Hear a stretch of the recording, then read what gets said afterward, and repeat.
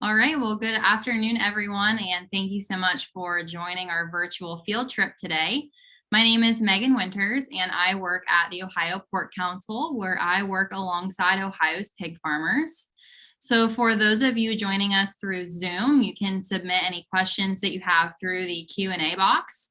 And then for those of you joining us through YouTube, you can insert your questions in the chat box, and our farmer hosts today would be happy to answer those for you. I'd like to thank National Pork Board for sponsoring today's program. And without further ado, I'll introduce our special hosts for today. So kicking off our trip is Bill Trithall, and then we'll hear from Jim Jolliffe a little bit later.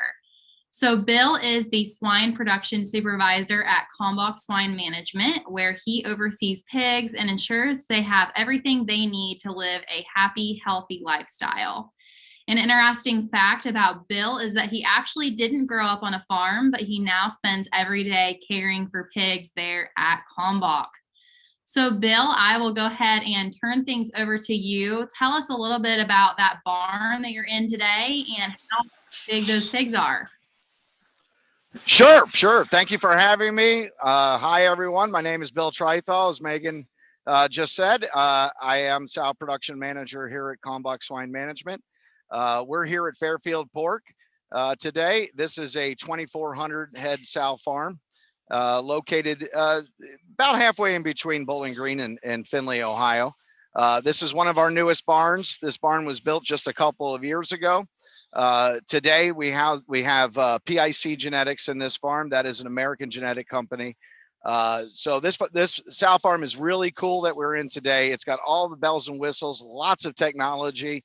We're going to show you a little bit of that here in a minute, but just to give everybody just kind of a brief understanding of what a sow farm is and what the pig industry is about in just a couple of minutes. I'll do my best to try to explain it. The sow industry, or the swine industry rather, is divided into two departments technically. Most companies run this way. We have the sow farms where the pigs that are born and raised until they're weaned from their mom. And once those pigs are weaned, then they go into our other department, which would be called finishing department. This is where pigs are grown out to the weight, market weight, where then they are harvested at a packing plant. And so here at the sow farm, though, this is where we breed the sows and they have their babies. And so that is all the sow farm technically does. But there's a lot of things that go into that, as one might imagine. I'm sitting here in the gestation barn right now, where all of the sows are bred, and they gestate for about 115 days. I just got knocked around by one. We have all pen gestation here in this barn, so all of the sows. And I'm going to go ahead and turn this around so you don't have to look at my ugly mug anymore. Let's look at some pigs. So anyway, I'll go ahead and show you here the setup. We're in a one gestation pen right now. These sows are all pregnant. These sows are probably about 50 days bred right now. So they're not showing signs of being pregnant, but they are bred. We ultrasound all of our animals. So we have artificially inseminated all of these females in this pen. And as you can see, many pens throughout the barn here. They're all pregnant at various stages of pregnancy. Once we breed them, we house them in these loafing pens, as we call them. These are Vissing easy access stalls. As you can see, the animals can come and go at their leisure. You can see one going in right there. They can come in and get away from any aggressive animals and have their own private stall to rest and eat and drink. And then if they'd like to socialize, they also have that ability too. As we see, some animals here are saying hi to each other, and the animals are just able to walk around. These sows range in weight. Generally a gilt, which is a maiden pig. That's an animal that has never had a parity, has never had a litter of pigs before. We refer to those animals as gilts. Those animals we breed roughly around 300 to 330 pounds. That's the weight they are mature to breed. And then we have these, what we call parity females. These are animals that have had more than one litter. This female here, I don't see her card, but I believe she probably is a gilt. And you can see some bigger sows here walking around. And these animals, oh, they probably weigh between 500 and 600 pounds. And these are fully mature adult sows. So these sows will gestate here for about 112 days. At 114, 115, 116 days, generally they farrow. So their gestation length is about 114 to 116 days. Right before they farrow, we bring them into the farrowing house. Now, we don't have a good signal over there, so we're not going to be able to show you the farrowing house where the baby pigs are born. However, once the sows are about 112 days bred, 112 days pregnant, we'll take them over there and to the farrowing house, which is another barn smaller than this one, where we house the animals that are farrowing. At 112 days, we load them into farrowing, and then we'll birth those sows, take care of their baby pigs, and then at the end of about 21 days of milking on their mom, then they will go ahead and wean and bring them back out to this barn for breeding again. And once we wean the pigs, typically sows will come back into heat 4 or 5 days after the pigs have been removed from them. They'll come back into heat and we'll breed them again. Again, all artificial insemination. We use a teaser boar, as we refer to it. We use a boar for heat checking, and we will bring him by all of the females that are likely to come into heat, and bring the boar by and check for heat. Sorry, my camera is not cooperating, but as you can see, these animals here, like I said, are about 50 days bred. They are gonna hang out here for another 60 days before they'll go into the farrowing house. So Bill, we have a video up here that talks about farrowing. So maybe you can talk to us a little bit about the special care that goes into those farrowing rooms and how long it takes those mother pigs to give birth to their litters of piglets. Sure. So we load the sows in, like I said, at about 112 days. There we will put them on a different feed. That is a lactation feed. It's got a lot of energy in it. And so we give them that feed to prepare for farrowing and through the farrowing process and then through lactation. So once the sow, we will check the sows for milk daily to see if they're about to farrow. Then we have a good idea of when those animals are going to start to farrow. And we have a dedicated person on the farm. We call them the monitor or first aid pig care person. That person's job is solely to take care of baby pigs. That's what they do all day long. It's one of the most critical positions on the farm. That person will watch the sows as they farrow, will only intervene if necessary, if sows are farrowing at a normal rate. And we say normal rate, having pigs within a 30 minutes of each other, and no stillborns, stillborn being a pig that was born dead. If we see animals that were born dead, or a sow may be struggling to push pigs out, we look for those signs, and then we may intervene by sleeving. And that is a process by which we put an OB glove up on our shoulder, up to our shoulder rather, and then we will actually go up the sow's vagina and then into the uterus and actually pull the pigs gently and assist the sow in giving birth to those pigs. Then we once all the pigs are born, we dry, as they're being born, we dry them off with a drying powder to get them nice and warm. We may clip their umbilical cords, but the key goal here is that we get these animals, these baby pigs, onto a teat to nurse. It is the most critical period for that pig. So we watch that very closely. We do something called split suckling, where we'll take a portion of the pigs and put them in a ring with a heat lamp over them, just to keep them warm, so there's no competition for space to milk. We segregate a few of the pigs just for 30 to 45 minutes to allow other pigs the opportunity to nurse, so that we can ensure that every single pig gets colostrum. That's of absolute critical importance to the survival of a pig. A baby pig has to drink a pop can worth of milk in the first day of life just to survive. And so it's really important that we make sure every animal gets the proper amount of colostrum. Colostrum being the first milk, which is loaded with antibodies to protect the animal from disease, to start to build the immune system, and also has a lot of fat in it, so it really helps to give energy to that newborn pig. As we know, pigs, we think of a big, healthy, almost fat animal, right? Well, pigs actually are born with no fat whatsoever, like 0.5% body fat. It is very, very little amount. So they really need to take that milk in and drink it and get a considerable volume. Like I said, at least a pop can for them to flourish and do well. And so that is the monitor's job. So when those pigs are born, they're watching all of that, making sure that the pigs are well taken care of. The mom, of course, the sow is taken care of.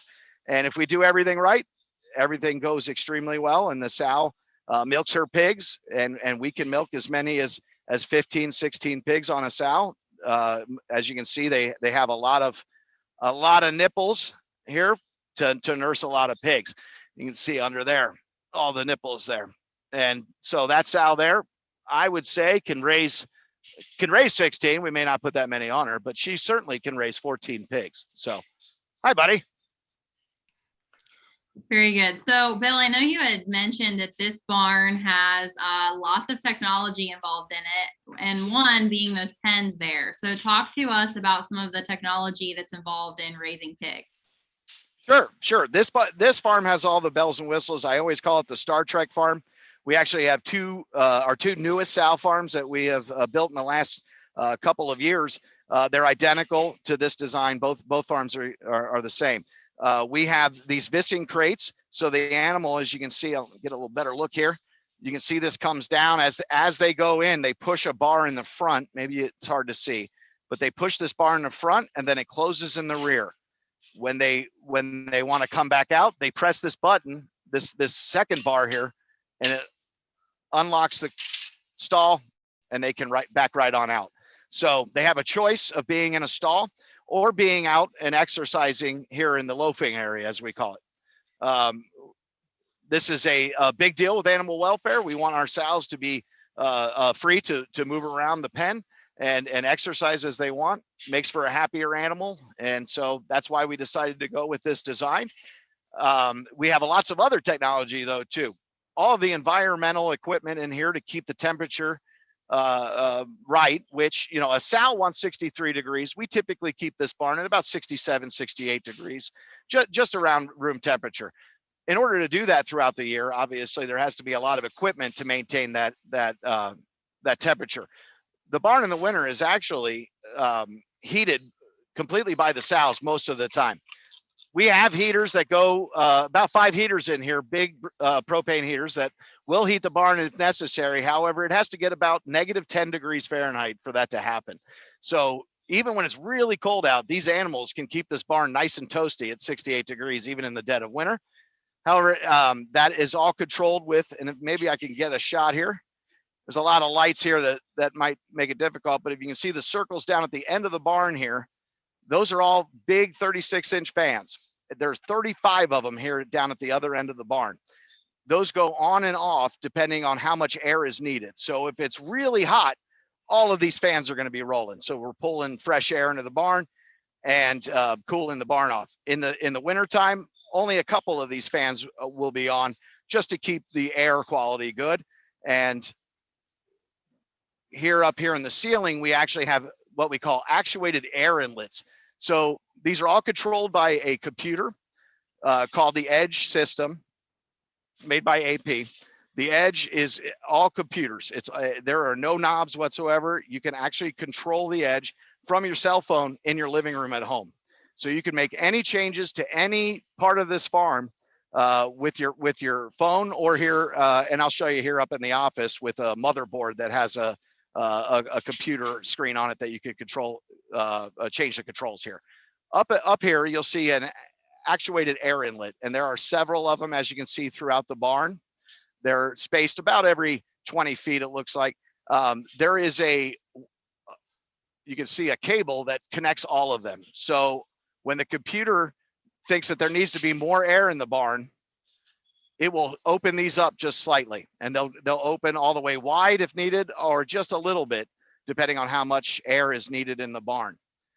Now, speaking of these fans that I mentioned earlier that you see at the end of the barn here, you're not gonna be able to see them, but down here on the other end, we have what we call cool cells. In the hot times of the year, these cool cells act like a air conditioner. We actually are replacing them right now and putting new ones in. So it's just daylight you can see there. But usually that is all filled with these honeycomb looking pads that have a drip bar that goes the whole length of the barn. And it drips water down through this honeycomb. And that honeycomb, then we're pulling air through that honeycomb that has now been cooled by the water that's dripping on it. And we could cool this barn as much as 15 to 20 degrees in the summer with this cool cell action.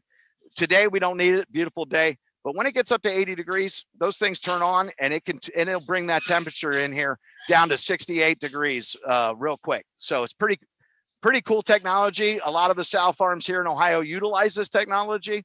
It doesn't work in environments where there's a lot of humidity. And when I say humidity, I mean real humidity. Earlier in my career, I worked in North Carolina, where the humidity levels in the summer are much higher than they are here. They don't use cool cells down there. They use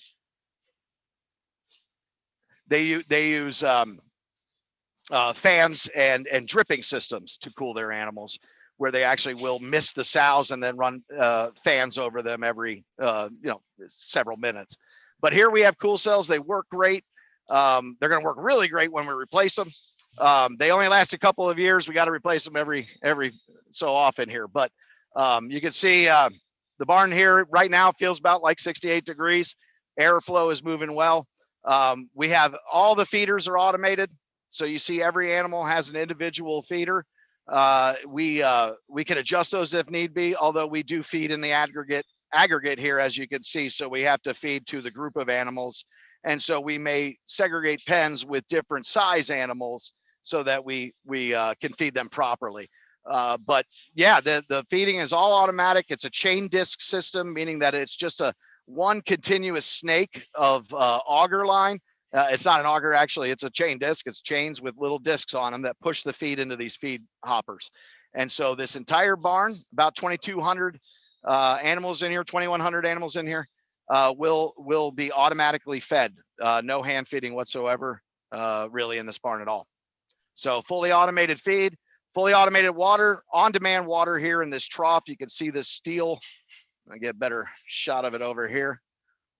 In this steel here, you see the steel trough.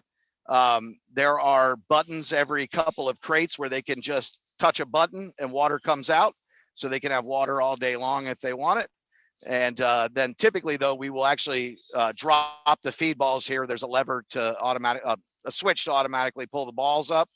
There's a little ball. Let me get up here. A little ball in this feeder here at the bottom. It's hooked up to a line, and that line is hooked up to a motor, and it pulls those balls up at feeding time. And so we feed twice a day, and an animal in gestation eats about 4.5 pounds of feed. And so we will typically give that in half their feed in the morning and then half in the afternoon. So that's a bulk of the exciting technology in here. We have a deep pit barn, so all the manure and urine goes down into the pit. This pit is 20 feet deep, and it holds about 1 year's worth of manure and urine for this farm. Hey, Bill, we have a question here in the chat from Miss Hoops, and she would like to know if they can see the largest pig in the barn there, if you're able to identify which one it is. Unfortunately, as you might imagine, metal barns, metal roofs do not play well with cell signals. We've already found out we can't really move far from this pen being the pen we can get a shot, but I can certainly look at some of these animals here and see which one's the biggest one here. This one looks pretty good. What now? Sorry guys, my thing is not cooperating. Technology is great. So Bill, while you're getting that worked out, there, tell us real quickly before we switch over to Jim, how do you keep track of all of those pigs? Do you have some sort of tracking system? A lot of times students like to know, do you name them or how do you go about keeping track of all of them? Well, let me see if I can. Sorry, guys, my gimbal is going a little haywire here. But if you see a number there, so each sow has her own personal identification number, unique. You can see this girl is 7798. And so we number each sow, and then each sow's data is collected. And we are moving to all digital data entry. So we will begin here soon scanning. Each animal has a production card that with their production history. So it'll list, you know, how many litters they've had, how many, and I could find a card here probably. Hopefully I don't lose you guys. But essentially it's all kept in a computer database. We use a database called PigNose, very common in the industry. And it's got all of the farrowing information, how many pigs they had on their last litter, you know, how they did on breeding. I'll find some cards. There we go. Oh, sorry guys. Hopefully I don't lose you. We've still got you. Okay, good. Good. Oh, this gimbal is not cooperating. Hold on, let me get it back around. So you can see here, I just grabbed a random card, but you can see this is her last production. She farrowed. We use a 1,000-day calendar. Every day is just a number going up to 1,000, and then it starts over at 1, and it just helps us keep track of the day. So this girl was bred on 996, which was about 60 days ago. I'm sorry, her farrow date was about 60 days ago. She farrowed. She had 8 live born, 0 stillborn, 0 mummies. Not a great production. We would hope that we average about 14 born alive. So she's kind of a mediocre producer, but you can see then she actually did not hold on to her litter, and oh no, she did. I'm sorry. And then on day 20, she weaned 15 pigs, no mortality. So she didn't have a lot of pigs, but we put pigs on her, and she was able to raise 15 of them. So she did a great job as a mom. Here's her history on the back. And again, this is all, now we do it by hand, but this is all getting ready to be digital. And you can see her first litter. This was her second litter. Her first litter, here is her history. She actually did much better as a gilt. That's 16.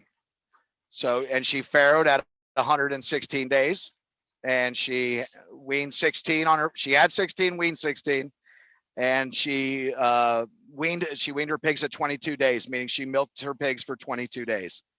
So all the history of the animals, each animal has a card like this. We give them a new card just before they go into farrowing with all the updated information that will come back around through breeding and all the way through the next production cycle for that girl. Very good. So Bill, we just have one more quick question here, and then we're going to go ahead and switch over to Jim. So we have a question here in the chat. How often do you clean the pit that contains their waste, and what do you do with it? That's a really good question, Bill. Can you answer that for us? Absolutely.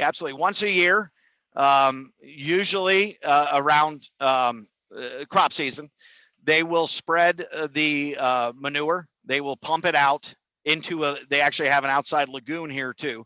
They will pump it out into the lagoon, and then they will spray it on the fields as a fertilizer. And so a sow farm on average produces about 100,000. A sow farm this size will produce about $100,000 worth of manure a year. And so that is what they call black gold. We put it on the fields, and it really helps to improve crop production as well. So yeah, nothing is wasted here. Very good. Well, thanks, Bill. So Bill is going to go ahead and jump over into the office portion of the barn. And while he's doing that, we're going to chat with Dr. Jim Jolliffe. So the interesting thing about Kalmbach is that they not only raise pigs, but they also generate the feed that they feed to their pigs. So Dr. Jim Jolliffe is a swine nutritionist for Kalmbach, and Kalmbach Feeds started as a small feed mill in 1963, and today they're a regional leader in animal nutrition. So we have Jim here in his office today, and we're going to show some video clips of what it looks like there at Kalmbach Nutritional Services. So Jim, why don't you start out just the basics? What do pigs eat? What ingredients are involved in the pig feed that they eat every day? Sure. Here in the United States and most of Canada, the major feed ingredients are going to be corn and soybean meal. Here at Kalmbach, we are right in the middle of corn and bean fields. So most of the corn, all the corn that we feed here is locally produced. And the soybeans that are grown all around us, they actually will go to what's called a crush plant. So most of the soybeans will be actually go to these crush plants. They call them crush plants because they squeeze the oil out of it. And now they have two products, the soy oil and the soybean meal. Well, we use the soybean meal as the major protein source in swine diets. In addition to those two main ingredients, we have corn distillers grains. The distillers grains come from the ethanol production process. Most of you, if you've been at the gas station at the pumps, you've probably seen that it says so much ethanol in gasoline. Well, that's from distilled corn. So part of the corn goes to make ethanol. The other part, the residual part, the waste stream, we can feed the pigs as another protein source. Another common one here in Ohio is wheat middlings, which is a byproduct of flour production. So wheat that's grown in the area might go to make flour. The flour part, gets made into pastries. The leftover we get to feed the pigs. And in addition to those, we have our basic mineral and vitamins sources.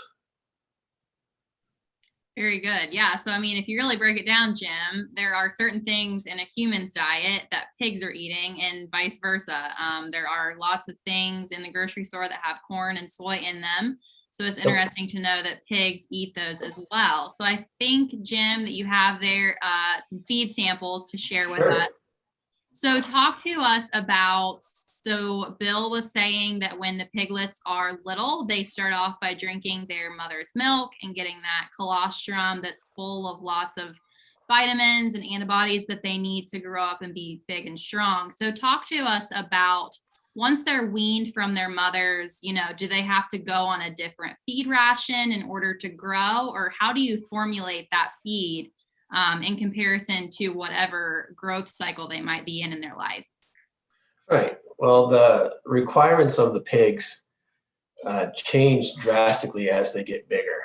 So when they're first born, nature has provided the exact right thing for that pig to eat. However, as it gets bigger and it gets weaned, that pig all of a sudden has to go from mom's milk onto a dry feed that we can actually deliver to that pig. When it's first weaned, the diets can have the ingredients I just mentioned, but it also might have some specialty ingredients such as dried whey.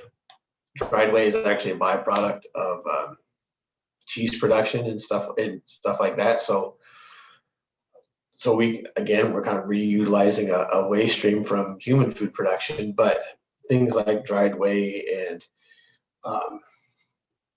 they used to feed a lot of fish meal, but now we used a lot more processed soy products, some more highly digestible ingredients when they first get weaned. But as they get older, when they get just a little bit older, they're straight on that corn, soy, distillers, mids sort of diet. The diets that we feed them after they get weaned they can have several different forms. So this right here, I don't know how easy it is for you guys to be able to tell the pellets. There we go. But this would be pelleted feed. So what we actually do is we take all the ingredients and we press them through this, a bunch of little holes under extreme pressure and some steam. And it actually helps make feed that looks like this. And when pigs are first weaned, most pigs will go on a feed that looks similar to this. So when they get older and the diets change, over time, they can stay on pelleted feed, or we might just decide to stop pelleting it. So this would be ground feed. You know, I was just seeing if you could get kind of the particle size on it, but this is fairly fine feed, but it is the ground corn, soybean meal, and everything else all mixed together. However, it's in we didn't go through the process of pelleting. I got and one other thing about this one, because it's yellow, my camera doesn't do it justice on how yellow it is, but that would show that it's principally corn. This feed's a little browner and a little fluffier. This would show that it has more of those wheat middlings in it. So depending on the proportion of what ingredient we've got, it can make the feed look a little different.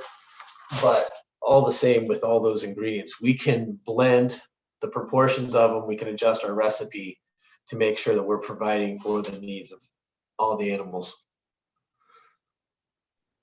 Very good. So Jim, talk to us about some of those vitamins and minerals that are incorporated into pig feed.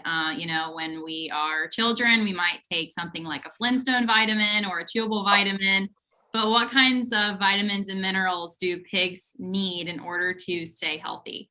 Sure. The three major minerals that are the first ones I formulate for would be calcium, phosphorus, and sodium. So calcium and phosphorus are main constituents of bone. We want to make sure that we have a strong structure on our animals. Sodium is half of salt. So we're principally providing that through salt, but it also is needed for the osmotic and electrolyte regulation within the body, that kind of thing. Those we're principally adding separate. Then normally outside of that, we would have, the Flintstone vitamin version for pig feed. It's normally it's in one small inclusion sort of pack. So in grow-fed pigs, it's only 2 pounds per ton is providing all of the fat-soluble vitamins, the B vitamins, and all the trace minerals. So the fat-soluble vitamins being A, D, E, and K, which people also need. The B vitamins, that whole B complex, and the trace minerals we generally think of as copper, iron, manganese, zinc, selenium. And those, we normally have them all together, so it's easier at the mill to add them to the diet. Interesting enough, one vitamin that we don't supplement the pigs that we do to people is vitamin C. Oddly, most animals can make their own vitamin C. It's just like people, apes, and guinea pigs are like the only ones that don't make their vitamin C. So we don't have to feed those to pigs. But no, that is principally how we're getting the vitamins and minerals. Huh, that's really interesting. I didn't know that fact that you just threw out there. So we have a quick video here that showcases one of the feed mills there at Kalmbach. So Jim, why don't you talk to us about what Kalmbach does at that feed mill, and how they process that feed that's then bagged, that's then sent to farmers. Sure. What here we're seeing on the screen is bagged feed. Bagged feed, most of our larger hog farms are not going to be getting feed in bags, but on a big truck in bulk. But here at Kalmbach, we do make a lot of retail feed. So if you have hobby farm or backyard chickens or a horse, anything like that, you might go pick up feed at a store like Tractor Supply or any agricultural sort of store like that. We make bagged feed like that. Here's a bulk truck. This right there, what you saw would be how we would load a truck to deliver feed to most of our larger commercial farms. It's another, that would be an ingredient truck. But you can see the big metal bins where we hold ingredients like corn, and you saw the big tall towers. The big tall towers is where most of the feed is actually getting made. That's just testing corn, incoming corn right there. We try to test our corn, so we're using quality corn in our feeds, because pigs don't do well if we don't. But in our feed mills, in general, we would be receiving all those ingredients I talked about, keeping them in big bins, like the metal ones we saw a little bit ago. Corn gets ground, instead of large kernels of corn, we're actually grinding it down so it looks sort of like the feed I was showing a minute ago. And then that's getting actually all blended together in a recipe that someone like myself would have formulated. And then it would go to a pellet mill, or it could go straight into another bin where it would be bagged off or put on a truck. And in this mill, I mean, we've seen a lot of the different jobs that happen in mills like this. Here's a large warehouse at Kalmbach, but we have forklift drivers. We have people who are operating the pellet mill. We have people who are operating the ingredient bins to make sure we're delivering all the ingredients at the right proportions. We have people who are actually hand adding small inclusion sort of ingredients.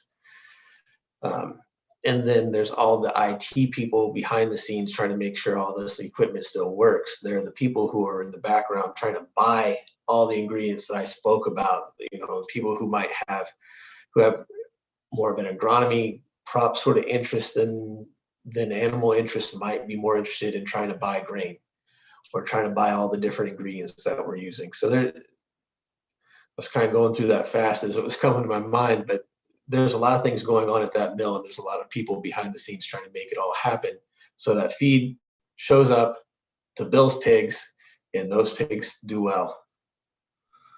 Very good. Yeah, it's really interesting to think about the complexity behind feeding pigs. It's not just as simple as feeding them slop, as some Right. of the storybooks might suggest.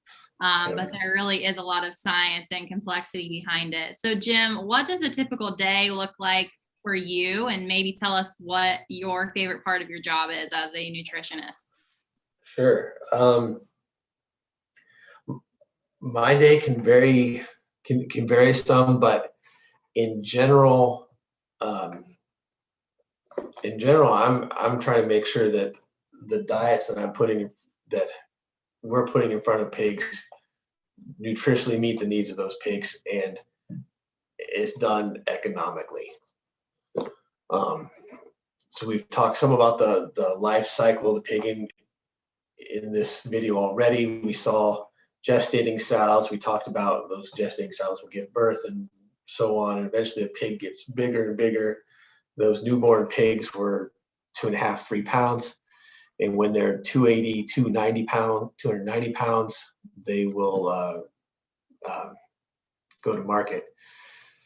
And they're doing that in like 6 months. I mean, these are fast growing critters. So they have a lot of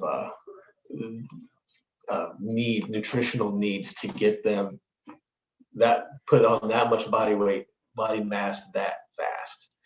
So part of my job is trying to figure out exactly what those pigs need in order to grow healthy and fast.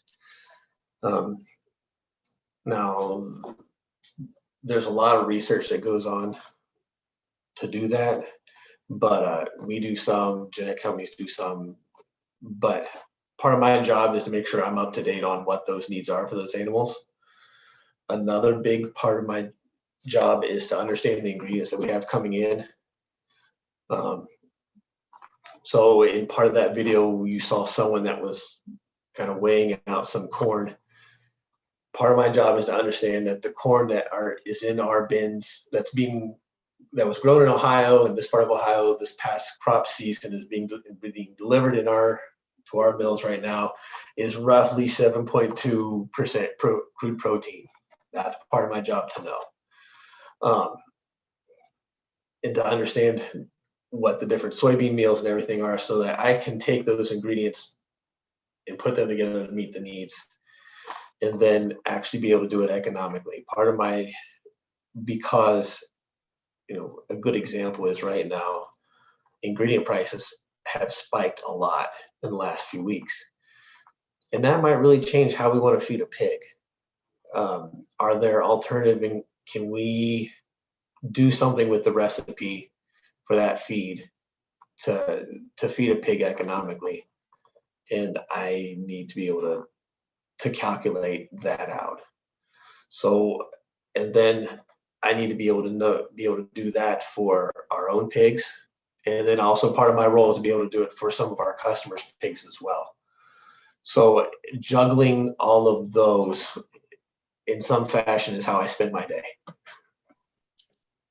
Very good. Well, thank you, Jim, for walking us through that. We really appreciate all of your insights. We're going to flip back over to Bill for just a few quick minutes. He's there in the office and can show us some of the technology that's in there, as well as talk to us about the importance of practicing biosecurity, which is the protection of life for those pigs there. And Bill, while you're in there in the office, we had a question come in prior to our trip that I would like for you to discuss there in the office.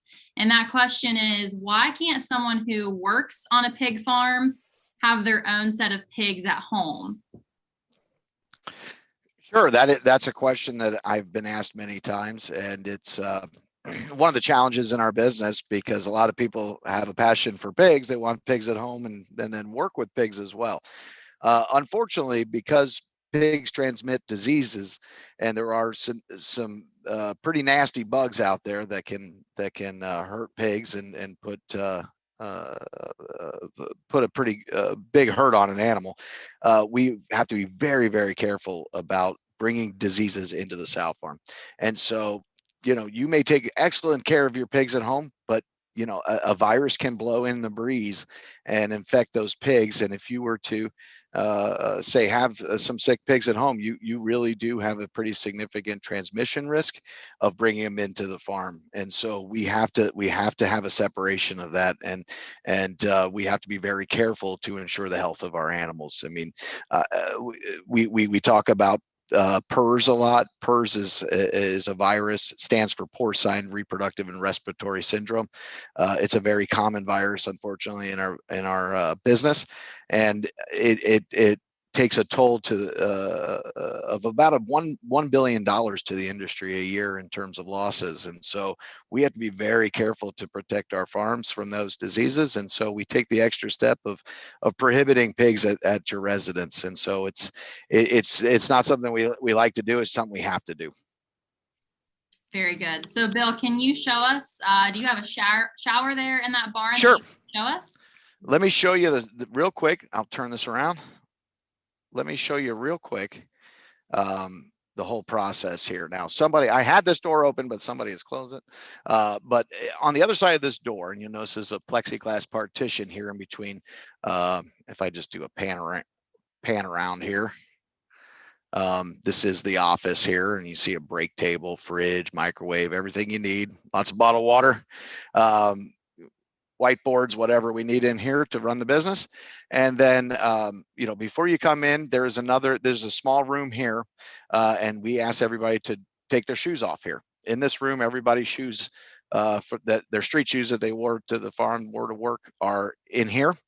There is a bench halfway in the room. So you sit down on the bench, take your shoes off on what we call the dirty side of the farm, and then come on over here. In your stocking feet, you walk through here, this door. There's a keypad on this door with a combination code just to protect the sow farm from outside unwanted visitors. And anything that you're bringing into the farm, such as your lunch or glasses, whatever you're wearing that you can't shower through with, we will. And as you can see, somebody's been using this. Somebody's purse is here. But this is actually a UV chamber. And so we bring everything in here through this or a fumigation room. So a lot of our supplies will be actually fumigated with the disinfectant. But our personal belongings that we bring in here or small items, we'll go ahead and actually put through a UV chamber. Will not hurt anything that's, you know, in there, but it will kill any bacteria or viruses. You know, again, we just have to take every precaution we can so that we keep our animals healthy. And so, yeah, then you'll put that in there, and then you'll see here we have a number of showers, all private showers for everybody to take a shower to come into the sow farm. Again, you know, these pathogens, you could bring them into the sow farm. So we take the extra step of taking a shower. And trust me, everybody appreciates the shower at the end of the day when they leave. So, or at least their significant others might appreciate it. But we have women's showers and men's showers. They're all largely the same. And I'll show you what those look like here.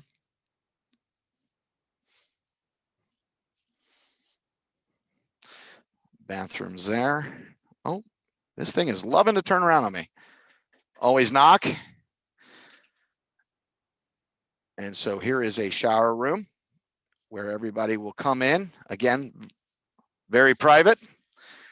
And I'll just step into the shower here real quick. You can see people's clothing. They hang it on hooks or a locker. And then you disrobe, hop in the shower, take a good complete shower, wash your hair, wash your body with soap and shampoo provided. And then we have farm clothes for everybody. You know, whatever you want to wear. We aren't too picky. Some people like coveralls. Some people just like jeans and a t-shirt. You know, and then all of that is washed here on site so that we have, you know, full laundry facilities. And so that this is, you know, the bulk of human biosecurity is what we call this. Human biosecurity is just protecting our animals from our employees that, you know, traveling around doing things. You know, we want to make sure that everybody comes in clean. And so we keep the herd healthy here. There is the manager's office a little bit. And then we've got all kinds of supplies and equipment. You know, here is what we call the lab. So we store medications in here.